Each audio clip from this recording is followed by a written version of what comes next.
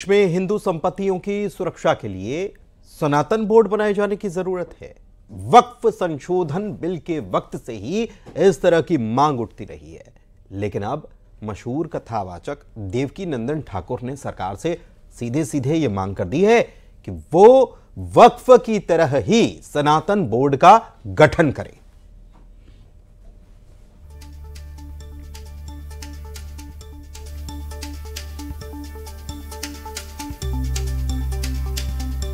वक्फ board पर दो टूक देवकी नंदन ठाकुर जो हैं, उन्होंने कह दिया है कि वक्फ बोर्ड की तरह सनातन बोर्ड भी बनना चाहिए। देवकी नंदन ठाकुर साहब इस वक्त हमारे साथ जुड़े हुए हैं। स्वागत उनका करते हैं। देवकी नंदन ठाकुर जी, आपका बहुत बहुत स्वागत है और हमारे साथ जुड़ने के लिए आपका बहुत बहुत शुक्रिया। लेकिन आपने जो हाल ही में जो बात कही है, उसकी चर्चा हर तरफ हो रही है और आप ये मांग कर रहे हैं कि सनातन बोर्ड बनना चाहिए वक्फ बोर्ड की तरह। आखिर क्यों? सनातनियों की सुरक्षा के लिए बनना चाहिए।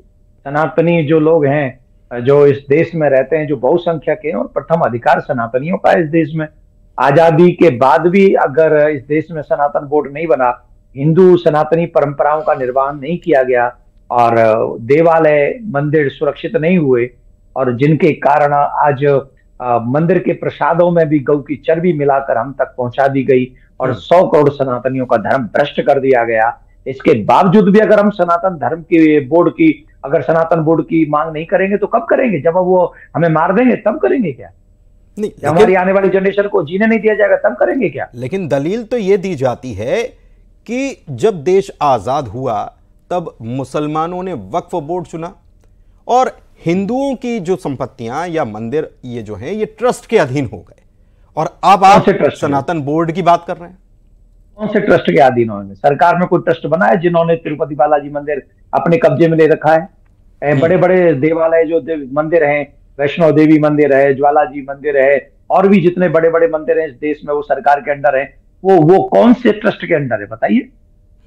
तो ये आपकी लड़ाई सरकार से है या ये इस बात के विरोध में है कि ये सनातन बोर्ड इसलिए बनना चाहिए क्योंकि वक्फ बोर्ड है?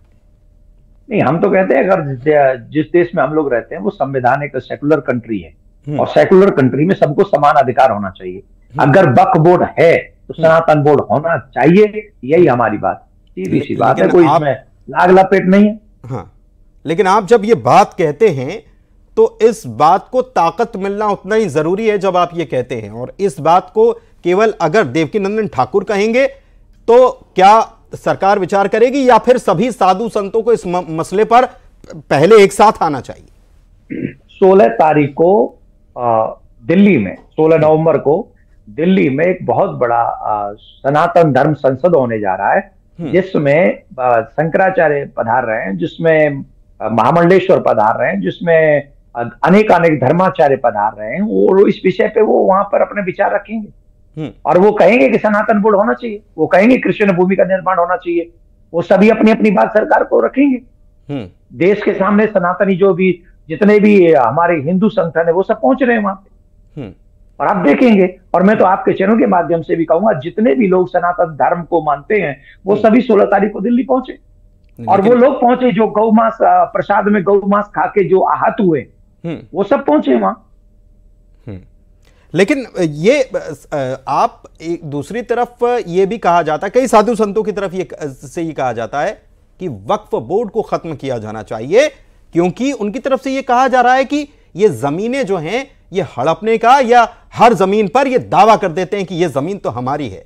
तो ये बात सही है या फिर सनातन बोर्ड की मांग की बात सही? अगर मैंने बात कही समान अधिकार जी, संविधान में सेकुलर कंट्री में सबके लिए समान अधिकार है, और अगर वक्फ बोर्ड समाप्त हो गया तो सरकार बनने नहीं देगी। हमारा सनातन बोर्ड कहेगा वक्फ बोर्ड समाप्त हो गया तो तुम्हें क्यों दे? और अगर वक्फ बोर्ड रहा है और उसके बाद आप सनातन बोर्ड नहीं बनाएंगे तो हम फिर तो बात करेंगे, फिर तो हम लंबी लड़ाई लड़ेंगे, और जब तक सनातन बोर्ड नहीं बन जाता तब तक चुप तो नहीं बैठेंगे, मौन तो नहीं रहेंगे। तो क्या किस प्रकार की मांगे, किस प्रकार का सनातन बोर्ड होना चाहिए? कुछ उसका खाका आपने सोचा होगा? सरकार से मांग की जाएगी तो कौन उसको देखेगा? कैसे सब कुछ होगा? हमारे शंकराचार्य हैं, सबसे सनातन में जो सब सर्वोच्च स्थान है वो शंकराचार्यों का है। उनकी देख रेख में ही ये सनातन बोर्ड बनेगा। और वो सनातन बोर्ड इन मंदिरों का, देवालयों का, तीर्थों का रख रखाव करेगा। अपने जो दीनहीन लोग हैं, जिनको जरूरत है, उनकी सेवा करेगा। बीमार जो लोग हैं उनके इलाज सनातन बोर्ड के बड़े बड़े हॉस्पिटल्स करेंगे। और क्या नाम है, मैं आपको बता दूं कि जो लोग धन के अभाव में धर्म परिवर्तन कर लेते हैं, उनकी सेवा भी हमारा सनातन बोर्ड करेगा। हमारे शास्त्रों में जिस ज्ञान के कारण भारत विश्व गुरु है, उस ज्ञान की देखभाल और वितरण समाज में ज्ञानी विद्युत पुरुषों को उत्पन्न सनातन बोर्ड करेगा। और फिर विश्व गुरु भारत को बनाएगा। क्योंकि पावर में हम पैसे से विश्व गुरु नहीं बन सकते। गुरु का मतलब पैसे से विश्व गुरु नहीं बनता है। गुरु का मतलब है ज्ञान से गुरु बनता है। तो हम ज्ञान के माध्यम से अपने पूरे देश को, पूरे विश्व का गुरु बनाएंगे। और आप देखेंगे कि जिस नालंदा यूनिवर्सिटी को 6 महीने तक जलाया गया था, वो ज्ञान ही तो था। उसी को मिटाने के लिए तो इन दुष्टों ने ऐसा काम किया था। तो अब उसी ज्ञान को पुनः सनातन बोर्ड उत्थान करेगा और घर घर तक पहुंचाएगा। परोपकाराय पुण्याय पापाय परपीड़नम, यही तो हमारे शास्त्र सिखाते हैं। लेकिन अभी तक तो मंदिरों की, जिन बड़े बड़े मंदिरों की आप बात कर रहे हैं, सरकारें उनकी देखरेख करती हैं, वो व्यवस्था तो यही है। लेकिन इस देखरेख में आपको क्या आपत्ति लगती है कि कहां कमी रह जाती है? किसके ऊपर फिर ये आरोप है? मैं आपसे पूछ रहा हूं, क्या देखरेख करती है? यही कि मिलावट कर दी, यही देखरेख कर दी ना, कि उसमें मिलावट कर दिया, प्रसाद में मिलावट, गऊ की चर्बी हमको खिला दी। ये देखरेख करती हैं सरकारें।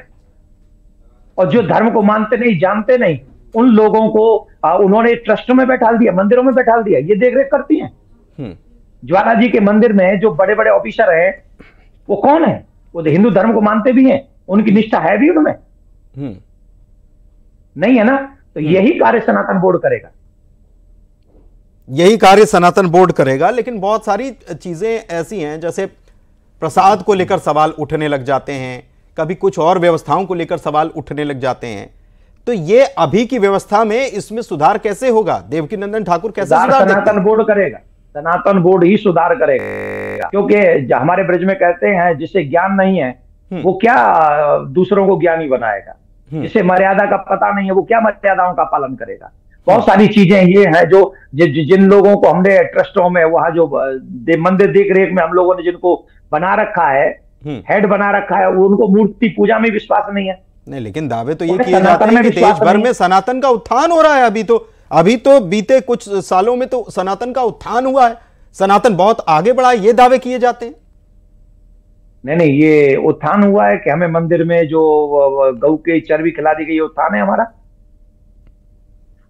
इसे आप उत्थान कह रहे हैं? दावे ये किए जाते हैं, मेरे द्वारा नहीं कहा जा रहा है। गुरुकुलम बंद हो गए, ये उत्थान है हमारा? हमारे बच्चे जो स्कूल और कॉलेजों में कर रहे हैं, ये उत्थान है हमारा? छोटे छोटे बच्चे स्मोक कर रहे हैं, ड्रिंक कर रहे हैं, कॉलेजों में ड्रग्स ले रहे हैं, ये उत्थान है हमारा? इसे आप उत्थान कहेंगे? इसे उत्थान कहेंगे आप? तो क्या तो किया फिर पतन क्या है? फिर पतन क्या है? अगर ये उत्थान है तो फिर पतन क्या है?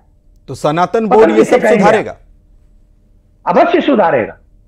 हमारी परंपराएं, हमारा ज्ञान, हमारी संस्कृति ऐसी है जहां राम, कृष्ण और विवेकानंद जैसे विद्वान प्रकट होते हैं, जिन्होंने पूरे विश्व में भारत का नाम सर से ऊंचा किया है और भारत का सर ऊंचा किया गर्व से।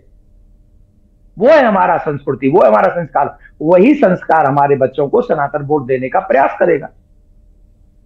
अपने बच्चों को बचाएंगे, अपने संस्कृति को बचाएंगे, अपने देवालयों को बचाएंगे, अपने मंदिरों को बचाएंगे, तीर्थों को बचाएंगे, मर्यादाओं को बचाएंगे, जिसका पतन आजादी के बाद से शुरू हो गया। एक चीज और ठाकुर साहब कि मेरा ये आखिरी सवाल आपसे रहेगा। सनातन बोर्ड की तो मांग आप कर ही रहे हैं, लेकिन मंदिरों के बाहर आजकल एक नई चीज चलने लग गई है कि वस्त्रों का या ड्रेस कोड जो है उसको लागू करने की बात होने लगी है। क्या करेंगे उस पर? क्या कहेंगे उस पर? नहीं, अभी हम इस विषय पे कोई बात नहीं करेंगे। हम सिर्फ इतना कहेंगे कि पहले सनातन बोर्ड बने, कृष्ण भूमि का निर्माण हो और हमारी बहन बेटियां सुरक्षित हो, हमारी परंपराएं सुरक्षित हो। हमारा पूरा फोकस इस पे है। और हम आपके चैनल के माध्यम से निवेदन करेंगे, जितने भी सनातनी हमको सुन रहे हैं, अगर आप गौ मांस खा के आहत हैं, आप अगर अपने बच्चों को सुरक्षित देखना चाहते हैं, तो सनातन बोर्ड की जो ये आयोजन होने जा रहा है सनातन धर्म संसद, उसमें आप भी आएं और अपने सच्चे सनातनियों को लाएं, यही प्रार्थना। और आपसे भी निवेदन, उस दिन आप भी छुट्टी ले लीजिएगा और आकर उसमें हमारा सहयोग कीजिएगा, जिससे हम और आप सब मिलकर सनातन की आवाज को बुलंद करें और सनातनियों को सुरक्षित करें। बहुत बहुत धन्यवाद। बहुत धन्यवाद, बहुत धन्यवाद। देवकी नंदन ठाकुर हमारे साथ जुड़े हुए थे और वो कह रहे हैं कि आने वाली 16 तारीख को सनातन धर्म संसद का आयोजन हो रहा है, उसमें लोग हिस्सा लें।